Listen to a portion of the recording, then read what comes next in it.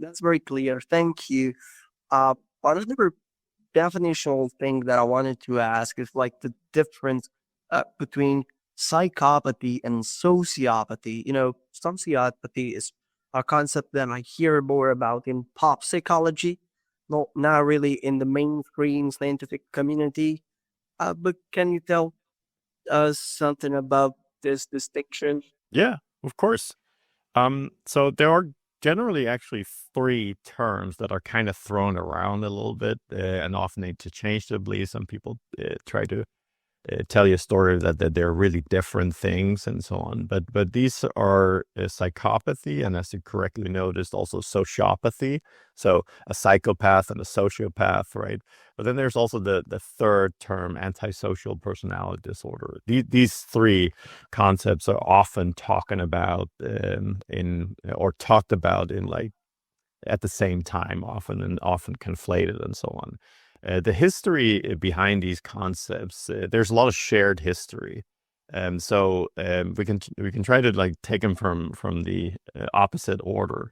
So if you go to the diagnostic manuals that a lot of North American psychologists, specifically and psychiatrists, are using, is the DSM, the Diagnostic Statistical Manual of Mental Disorders, which is in its fifth edition. That manual includes a diagnosis called antisocial personality disorder. And it is generally believed that psychopathy is a synonym for antisocial personality disorder, or that psychopathy is a specific subtype of antisocial personality disorder.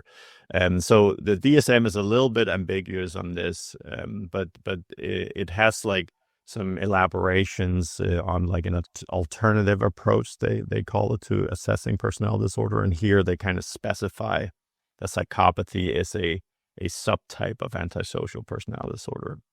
Now, so these are to people who are not in clinical psychology or psychiatry. This can sound very like technical and kind of like a minimal, like unimportant note, and in many ways it really is, right? So these are just like technical diagnostic language. Now, the term sociopathy, it's really also has a lot of confusions around it. But historically, it was actually just what happened historically was that researchers got rid of the name psychopathy and replaced it with sociopathy. That happened sometime around the 60s and 70s and 80s. And then sociopathy was removed and replaced with antisocial personality disorder. And then what happened is also next level of complexity here is that uh, around that time, the separate research field for psychopathy kind of exploded. So the term sociopathy was actually just a synonym that was introduced, and then it was kind of gotten rid of. And today, clinicians don't use it. It's just not a term that is being used now.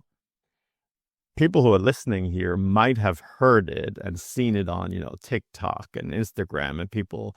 It's not a clinical term we use. It's an outdated term. You can't diagnose a person with sociopathy, for example. It's just not something we do, right?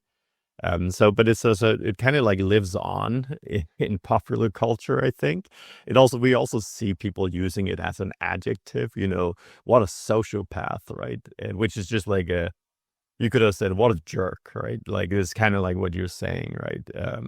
I hear like there's a little bit of, it's almost like a myth, or like, I don't even know how to explain the confusion, I suppose. I see a lot of lay people saying, no, the difference between a psychopath and a sociopath is that sociopaths or psychopaths, they don't have empathy. They don't have the capacity to empathy, for example. But sociopaths don't, but they just decide not to use it, or they don't care, or something like that. And it's such a confusing, what the heck does that even mean? Like, everybody is a sociopath then on that definition, because we all have the capacity maybe for empathy, but we exert it very selectively, right? We don't like have deep empathy with any person that we come in contact with, right? So all these are like kind of like these like really like really weird narratives that exist out there. Sorry, that was a long explanation. Something is probably a little bit simple. No, that was a very nice explanation, very exhaustive, and I think it is important